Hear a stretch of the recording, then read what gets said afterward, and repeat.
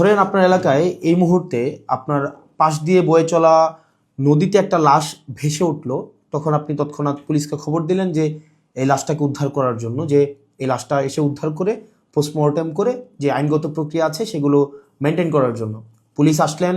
Police এসে সেই লাশটা আপনার বাসা থেকে ফর এক্সাম্পল 50 কিলোমিটার দূরে আপনার সদর হসপিটালে নিয়ে গেলেন, সেখানে পোস্টমর্টেম করা, সেখানে হচ্ছে ডোমকে রাজি করানো, তারপর হচ্ছে জানাজা, দাফন কাফন, এই প্রত্যেকটা কার্যক্রম পুলিশ নিজে উপস্থিত থেকে করলেন বা করেন। এটাই, পুলিশ ছাড়া এই কার্যক্রমগুলো কেউ করে না। অথবা কেউ হারিয়ে গেলেন, অথবা কেউ আত্মহত্যা করলেন, এই যে কার্যক্রমগুলোকে আমরা পুলিশকে দিয়েই হচ্ছে আমরা করতে হয়।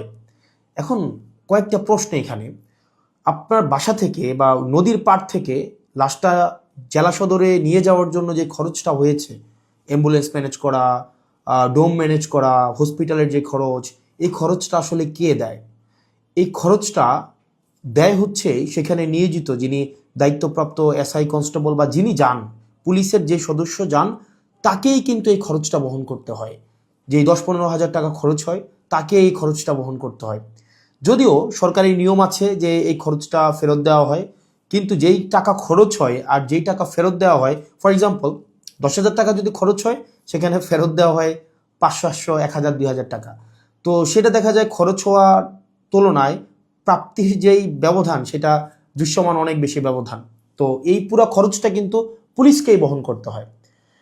দ্বিতীয়ত হচ্ছে, আপনি যদি আপনার এলাকার থানাগুলাতে যান, থানাগুলাতে গিয়ে যদি দেখেন যে আপনার এলাকার এসআই, কনস্টেবল বা আপনার যারা সেবা দিয়ে থাকেন যে পুলিশগুলা কোন ধরনের পরিবেশে থাকেন, আপনি বিশ্বাস করেন, যদি আপনি ওই পরিবেশটা দেখেন, আমরা ইউনিভার্সিটিতে যেভাবে গণরুমে ছিলাম, এক রুমে গাদাগাদি করে অনেকজন, ফ্লোরিং করা, শুধুমাত্র তোষকটা থাকতো, উপরে ফ্যান নাই, যথাযথ পয় নিষ্কাশন ব্যবস্থা নাই, তারপরে হচ্ছে ভেন্টিলেশন সিস্টেম নাই। একটা মানবীয় জীবন বলতে যেটা বোঝায়, আপনার থানাগুলোতে পুলিশরা সেই ধরনের পরিবেশে থাকে।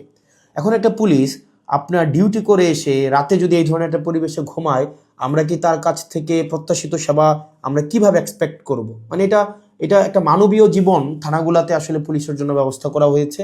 এত বছরেও পুলিশ এই সেবাগুলোতে, এই মৌল মানবিক পুলিশের যেই বেসিক যে সেবাগুলা, সেগুলো এখনো পর্যন্ত কিন্তু সংস্কার করা হয়নি। তৃতীয়ত, সবচেয়ে গুরুত্বপূর্ণ এবং তৃতীয়ত যেই অসুবিধাটি আমি থানাতে দেখলাম এই কয়েক মাসে, সেটা হচ্ছে আপনার থানা থেকে একটা অপরাধ কার্যক্রম সংগঠিত হয়, ফর এক্সাম্পল 15 কিলোমিটার, 20 কিলোমিটার দূরে। একদিনে অনেকগুলো অপরাধ কার্যক্রম সংগঠিত একটা থানায় হতে পারে। পারিবারিক কলহ, মাদকের সমস্যা, ছিনতাই, ডাকাতি, চুরি, একাধিক সমস্যা সেখানে ঘটতে পারে।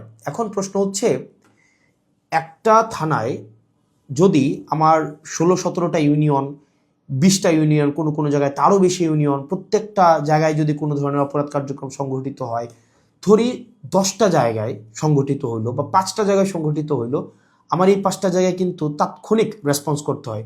এখন তাৎক্ষণিক যদি আমরা রেসপন্স করতে চাই, সেই জায়গাগুলোতে পৌঁছাইতে অবশ্যই আমাদের গাড়ির প্রয়োজন। মানে গাড়ি ছাড়া পায়ে হেঁটে তো নিশ্চয়ই এই ধরনের কার্যক্রমগুলোতে কখনোই পুলিশ তড়িৎ কোনো সিদ্ধান্ত বা তড়িৎ কোনো অ্যাকশন নিতে পারে না। কিন্তু আপনি যদি থানাগুলো যান, দেখবেন কোনো থানায় 10টা গাড়ির প্রয়োজন, 6টা গাড়ির প্রয়োজন, সেখানে থানাকে দেওয়া হয়েছে 1টা গাড়ি, 2টা গাড়ি। এখন পুলিশ তার বাসায় বসে থাকে না। আপনি কল দিলেন যে এখানে ঝামেলা হয়েছে, মানুষ মারা গিয়েছে, চুরি হয়েছে, খুন হয়েছে, পুলিশ কিন্তু আসতে হয়। তাহলে পুলিশ কিভাবে আসে? পুলিশ দেখা যায় একটা ভ্যান ভাড়া করে, একটা অটো ভাড়া করে, অথবা দেখা যায় একটা লেগুনা ভাড়া করে, সেইটা করে কিন্তু তাকে যেতে হয়।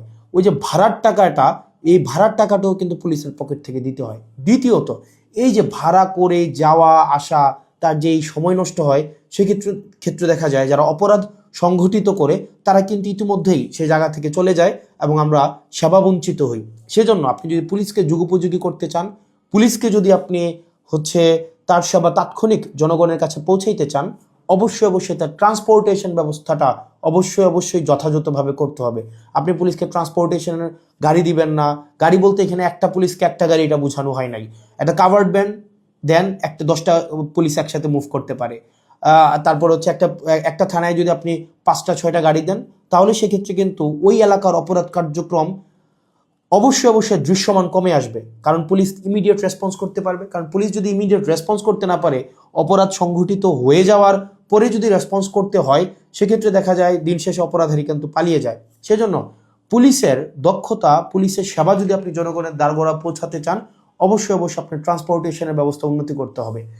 এখন আমাদের বর্তমান বিদ্যমান যে পুলিশ ব্যবস্থা রয়েছে, এই পুলিশ ব্যবস্থার থানাগুলোতে, আমি থানাগুলোর কথা বলবো, থানাগুলোতে তাদের অ্যাকোমোডেশন সমস্যা, তাদের বাসা, তাদের থাকার জায়গা নাই ঠিকঠাকভাবে, গণরুমের মতো তাদেরকে থাকতে হয়, এবং তাদেরকে যে বেতন দেওয়া হয় এই বেতন দিয়ে যে একটা স্বাভাবিক জীবনযাপন করবে সেটা কোনোভাবেই সম্ভব না।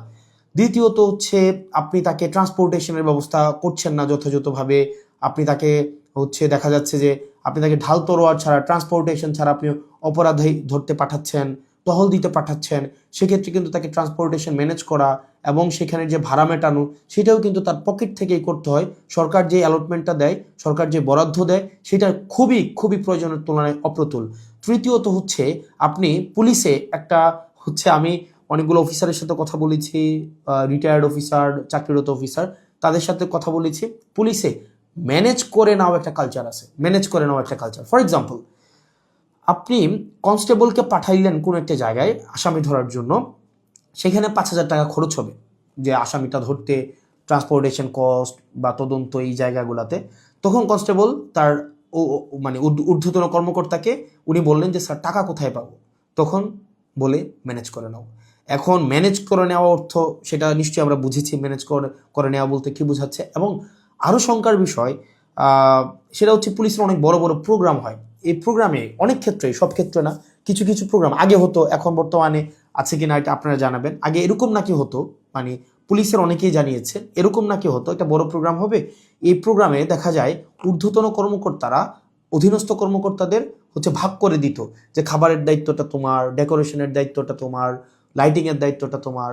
তো এখন টাকা আসবে কোন জায়গা থেকে? ম্যানেজ করে নাও। তো দেখা যায় অধস্তন কর্মকর্তারা সেটাকে ম্যানেজ করে নিতেন। তো নিশ্চয়ই ম্যানেজ করাটা সরকারের দায়িত্ব, ম্যানেজ করা তো অবশ্যই কোনো কর্মকর্তা কর্মচারীর দায়িত্ব না। কিন্তু দেখা যায় অধিকাংশ ক্ষেত্রেই সরকার যে বাজেট বরাদ্দ দেয় পুলিশকে, এবং যেই পরিমাণ পুলিশের প্রয়োজনীয়তাটা, যেই পরিমাণ আমরা দেখলাম ল অ্যান্ড অর্ডার রিস্টোর করার ক্ষেত্রে, সামাজিক শৃঙ্খলা বজায় রাখার ক্ষেত্রে, শুধু যে গুম খুন এগুলো নিরসনের ক্ষেত্রে পুলিশের অবদান বা পুলিশের কার্যক্রম বিষয়টা এমন না।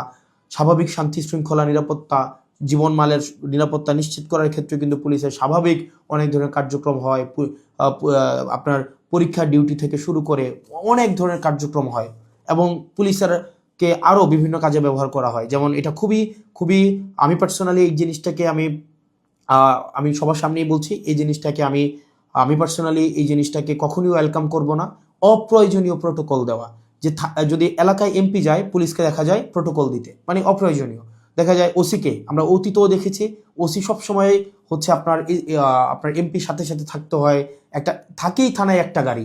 এখন একটা গাড়ি নিয়ে যদি আপনার ওসি বা অন্য কর্মকর্তারা আপনার এমপির সাথে সারাদিন ব্যাপী থাকতে হয়, যেখানে যায় সেখানে যেতে হয়, তাহলে ওসিও কিন্তু তার স্বাভাবিক থানা কার্যক্রম করতে পারে না, সাধারণ মানুষ সেবা বঞ্চিত হয়। একই সাথে সাথে যে একটা গাড়ির, এই গাড়িটাও কিন্তু অপচয় হয়। সেজন্য, এবং আপনারা জেনে থাকবেন যে এমপির সাথে পুলিশ সবসময় থাকে, কিন্তু এটা কিন্তু কোনো নিয়মে নাই, কোনো প্রোটোকলে নাই। এমপির সাথে পুলিশ থাকবে এটার কোনো প্রোটোকল নাই, কোনো প্রোটোকলেই নাই। এটা আগে রাজনৈতিক যে কালচার ছিল, রাজনৈতিক কালচারে পুলিশ এমপির একটু নজরে পড়ার জন্য বা একটু স্বাভাবিকভাবে এই কার্যক্রমগুলো, পুলিশকে রাজনীতিকীকরণ হওয়ার কারণে পুলিশ যে স্বপ্রণোদিত হয়ে সব ক্ষেত্রে করেছে বিষয়টা এমন না, পুলিশকে করতে বাধ্য করা হয়েছে ক্ষেত্র বিশেষে। তো সেজন্য আমরা যদি পুলিশের সেবাটাকে জনগণের দোরগোড়ায় পৌঁছাতে চাই, আমরা যদি চাই জনগণ যথাযথভাবে পুলিশের সেবাটা পাক, তাহলে কিন্তু অবশ্যই আপনি পুলিশের, বিশেষ করে থানা পর্যায়ের থানা পুলিশের, কারণ সবচেয়ে বেশি কিন্তু থানায় পুলিশকে সাধারণ মানুষ যায়, আপনি থানার পুলিশের অবশ্যই আপনি তার আবাসন ব্যবস্থা নিশ্চিত করতে হবে, যথাযথভাবে তার বিশ্রামের পরিবেশ আপনি নিশ্চিত করতে হবে, নিরাপদ পানির ব্যবস্থা নিশ্চিত করতে হবে, খাবারের ব্যবস্থা নিশ্চিত করতে হবে, এবং তার ডিউটির এখানে একটা প্রোটোকল আপনার নিশ্চিত করতে হবে। আপনি 24/7 একটা মানুষ কখনোই, একটা স্বাভাবিক মানুষ স্বাভাবিকভাবে কখনোই ডিউটি করতে পারে না। 2 নম্বর বিষয় হচ্ছে ট্রান্সপোর্টেশনের ব্যবস্থাটাকে আপনি নিশ্চিত করতে হবে। একটা থানায় একটা গাড়ি দিয়ে একটা থানা কখনোই চলতে পারে না, 2টা গাড়ি দিয়ে একটা থানা কখনোই চলতে পারে না। আপনি পুলিশের উপর চাপিয়ে দেবেন যে ম্যানেজ করে নাও।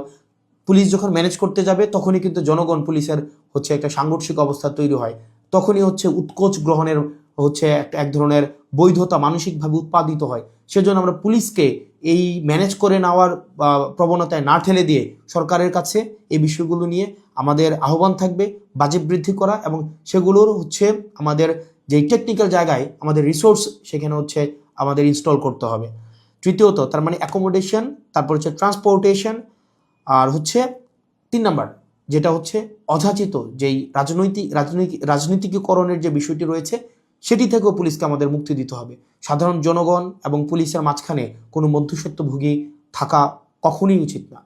তো আমরা পুলিশের আমরা শুরু থেকে, আপনি যদি যান আমার টাইমলাইনে এখনও আছে যে অগাস্ট থেকে 2024 অগাস্ট থেকে পুলিশের যেই টেকনিক্যাল হচ্ছে রিসোর্স ইনস্টল করা, তাদেরকে সেটাকে এনরিচ করা, পুলিশকে জনমুখী করা, রাজনৈতিক প্রভাবে বলের বাহিরে নিয়ে যাওয়া, তাদের আবাসন, স্বাস্থ্য, চিকিৎসা সেগুলো যেন যথাযথ হয় সেটি নিশ্চিত করা, তার পেশাদারি যেই ব্যয় হয় সেই পেশাদারি ব্যয় যেন সরকারি খাত থেকে হয়, তাকে যেন সেটির জন্য ম্যানেজ করা কালচারে না যেতে হয়, সেটির জন্য কিন্তু আমরা গুরুত্ব দিচ্ছি। সেজন্য আমরা সংসদে এই বিষয়গুলো নিয়ে কথা বলবো যদি আল্লাহ সুযোগ করে দেয়, এবং যেহেতু সুযোগ করে দিয়েছে একই সাথে সাথে সরকারের কাছে বা মানুষের কাছেও যে এই যে পুলিশের, আমরা যে তৃণমূলের পুলিশের যে জটিলতাগুলো সেগুলো আমার কাছে মনে হয়েছে সবার জানা উচিত, যেহেতু থানাগুলোকে আমরা এখন খুব ক্লোজলি দেখছি, সেজন্য সবাইকে জানানো। আর পুলিশের প্রতি আমাদের সবসময় সংবেদনশীলতা রয়েছে, এবং আমরা চাই পুলিশ জনগণের হয়ে উঠুক, কোনো রাজনৈতিক দলের না, পুলিশ হয়ে উঠুক সবার। পুলিশের সাথে জনগণের সম্পর্ক থাকবে হৃদ্যতার, এবং প্রত্যেকটা মানুষ যেন ভয়হীনভাবে সেখানে অভিযোগ জানাতে পারে, এবং অপরাধী নির্মূলে পুলিশ সবসময় যেন সুদৃঢ় ভূমিকা পালন করতে পারে রাজনৈতিক যে কোনো প্রভাবের ঊর্ধ্বে উঠে। পুলিশের আবাসন সমস্যা, ট্রান্সপোর্টেশন সমস্যা, পুলিশের বাজেট বৃদ্ধি এবং পুলিশের ম্যানেজ করে নেওয়া কালচার থেকে পুলিশকে অবশ্যই মুক্তি দিতে হবে।